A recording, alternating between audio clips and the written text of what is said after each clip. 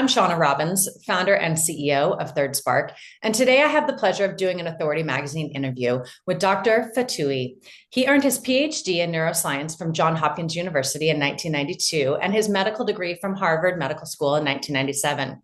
Currently, he serves as an adjunct professor for the Mind Body Institute at Johns Hopkins University, while also teaching at George Washington University and Harvard Medical School. His groundbreaking brain fitness program combines a comprehensive baseline, a brain portfolio assessment, a 12 biweekly brain training sessions. This program targets lifestyle optimization and cognitive stimulation to improve memory, focus, and overall brain health. He's also the author of 3 books and one of the leading experts in memory and successful aging. Oh my goodness, I don't know how you even have time to meet with me today. I'm really glad that you're here.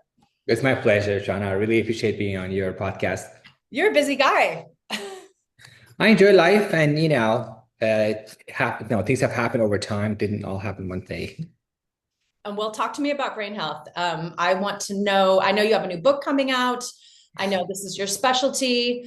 I know there's plenty of women and men who are going to read this and watch this that really would love to have you just give your 2 cents on what we can do to take care of our brains, especially as we age. I'm particularly interested in brain health in women around menopause. During menopause, there are some hormonal changes that affect brain function. However, these changes are transient and usually they subside after the fluctuations in hormones have settled. I would like women in their midlife to have a positive attitude toward aging and realize that the memory lapses and brain fog they're experiencing at the same time they have their hot flashes or other symptoms of menopause are transient. And this is not the beginning of the end. I've seen hundreds of patients who are women in their 50s who come to me with concern with Alzheimer's disease, but in fact, their issues are often related to hormones, and hormone replacement therapy helps, or just waiting for the hormone fluctuations to settle. So number one is attitude toward aging. I think you need to have the attitude that I'm going to reach my 90 and I'm going to be super sharp at that age. We know for a fact that this is possible. It's not luck, it's not genes. I think genes play some role, maybe 5 to 10%. However, a healthy lifestyle and following the five pillars of brain health are key to becoming a brain super ager. Okay, I like that. You're giving me encouragement and motivation. So tell me about the 5 pillars. What do those look like? Number one on the list, and perhaps the single most important thing, is to be fit. I need people to think of stamina as the most important indicator of your longevity and intellectual sharpness. The more fit you are, the more oxygen gets to your brain, the more mitochondria you have, and the sharper you will be. My lovely wife is, same age group as, middle-aged person with middle-aged women, and she exercises every day. Oh my God, she's like a powerful woman. She is as strong as my daughters are in college, if not stronger. So number one thing on the 5 pillars of health is stamina. I want people to increase the stamina, should be able to go up 5 flights of stairs without stopping and any difficulty. You should be able to walk or run 5 miles easily. Stamina is number one on the list. Second thing is healthy eating. Don't eat junk food, period. Highly processed food that are high in trans fats are really toxic to your brain. Studies have shown that people with higher levels of trans fats have smaller brain. I personally never eat cookies or muffins or chips or things that come in boxes. I never touch them because I know this is not food. It's really not food.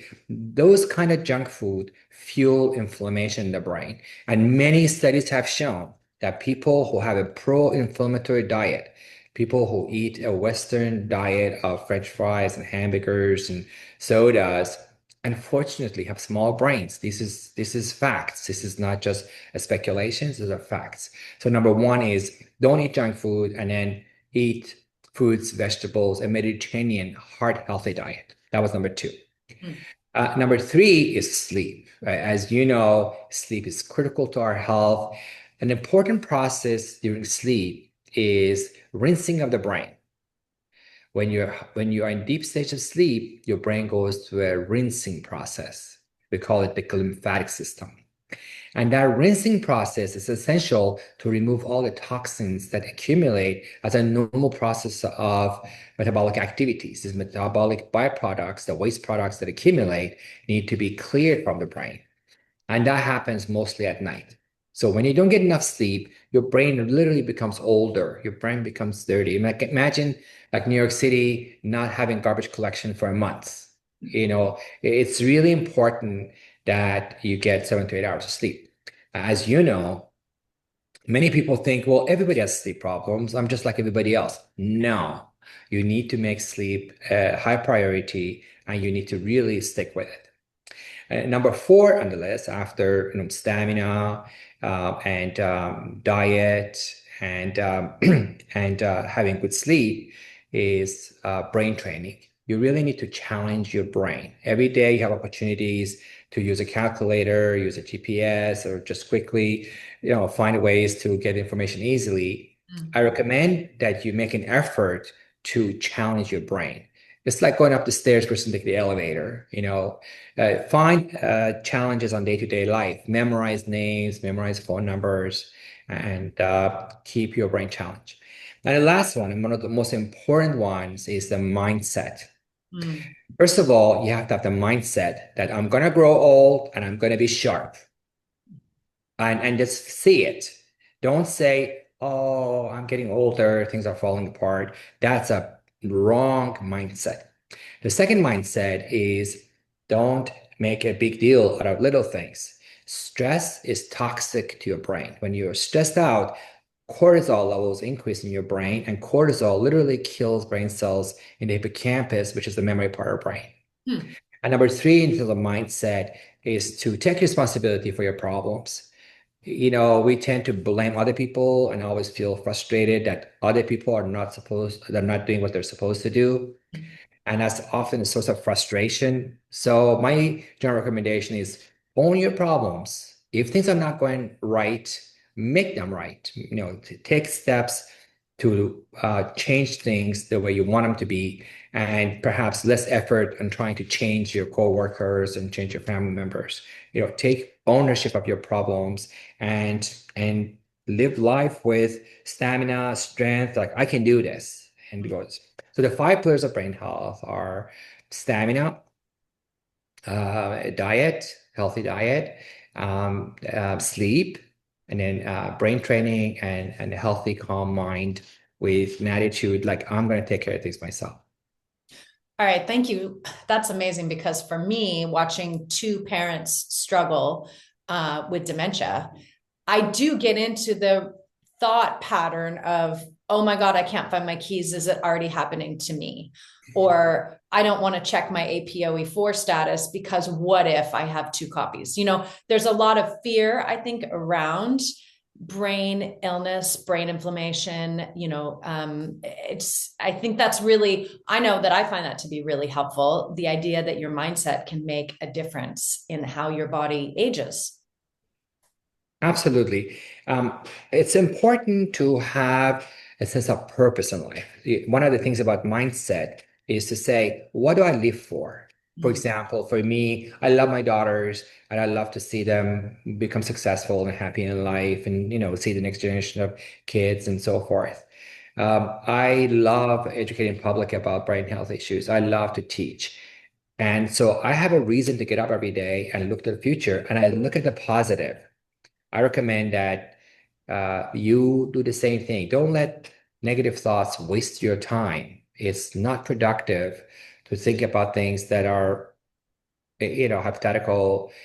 You have power to improve your brain.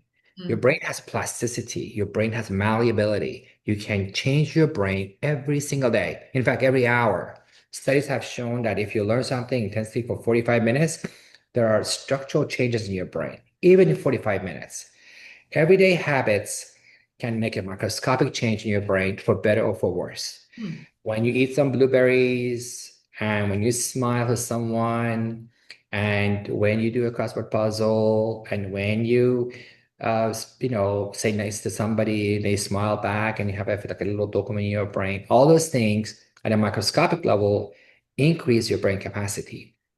And every time you put a junk food in your mouth, you get frustrated because such and such didn't finish their job on time, or your spouse didn't do what they're supposed to do, or you eat a food that you know is really bad for you. Your brain is shrinking a little bit at a microscopic level. And when you have a lifestyle that focuses on those five pillars of brain health, you end up having a sharp brain in 70s, 80s, and even 90s. And when you have those negative daily habits, your brain shrinks more and more every day. And by the time you're 60s, you have a lot of brain fog and you can't be as sharp as you used to be. It's really in your hands at which path you take. Well, that's a very powerful statement and one that I agree to subscribe to. I'm in. So, talk to me about using hormone replacement for women in midlife. There's a lot out as far as positive effects for women's brains to have estrogen replacement as they get older. What are your thoughts on this? Yeah, this is an area that has been well studied. And the bottom line is this. Hormone replacement therapy for a few years is helpful during perimenopause and menopause, not beyond that. So if you're 60-year-old and you completed your menopause 5 years earlier, there's no indication that hormone replacement therapy will help. We don't know exactly why, but this is the current recommendations to receive hormone replacement therapy for a few years around the time your menopause starting or in the midst of your menopause. If I were a woman, I would definitely take it. Mhm. Yeah, I think for me, it's been a life game changer. But when I look at like my mother's generation, she's in her late 70s. She was in that group of women that was told that it caused breast cancer, couldn't have it, it was dangerous. And so now I see a lot of not only sleep issues, but brain health issues and vascular issues, right? Issues with her heart, her cholesterol levels, all sorts of things that have come, I believe, due to her lack of hormone replacement in her 50s and early 60s. Most people don't appreciate that menopause is associated with increased vascular risk factors. Mhm. Due to hormonal changes, people gain weight, they're more likely to have sleep apnea, and they're more likely to have a condition called metabolic syndrome. And that's part of the reason they have some brain fog or cognitive difficulties. It's not the hormone deficiency and fluctuations itself, is the metabolic consequences, such as high blood pressure, gaining weight, or early diabetes, or metabolic syndrome, which then affect the brain, which then cause brain fog. So I definitely recommend hormone replacement therapy during that period. And also attitude. I think attitude and mindset is so important. It's like, younger women have menstrual cycle, and during the menstrual period, different women have different symptoms. Mhm. And it is what it is, and you need to have a system to deal with it. Complaining about it doesn't solve the problem. And I feel bad for, women who have PMDD, who have severe menstrual symptoms that really makes it difficult for them to even show up for work. That's about 10 to 15% of women. And I also admire all women who show up and do everything just the way they usually do, with or without their menstrual cycle. If men had menstrual cycle, it would have been a disaster, nothing would get done. So I admire women for, putting the extra effort to do everything. And I think those who have a positive attitude toward it is say like, it is what it is. Being a woman comes with a lot of pluses and some, nuances, some difficulties and challenges, and you just take it, find a solution to it, and move forward. Well, it's nice that the research is starting to give us viable solutions that I think that other generations of women haven't had access to. So Exactly. I'm grateful for that. So you touched on blueberries. Give me some more brain food that people can focus on eating every single day to wean themselves off of the quick hits of junk food that or ultra processed foods that we have surrounded by it, around us all the time. Berries in general are great because they have high levels of BDNF. BDNF is like a growth factor. Some people talk about like a brain fertilizer. So berries are number one brain food.